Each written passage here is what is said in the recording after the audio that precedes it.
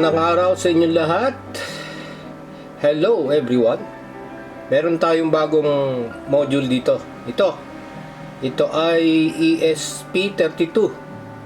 Siya ay WiFi, Bluetooth, Microcontroller. Ito yung kanyang mga pins. GPIO. May pin header. Yung kanyang IC. W32 room. Meron din siyang antena. Ito yung antena niya dito. At saka micro USB. Itong button na ito para sa reset. Ito pag mag-upload ng code. Ang gagawin natin, i-blink natin yung built-in LED niya.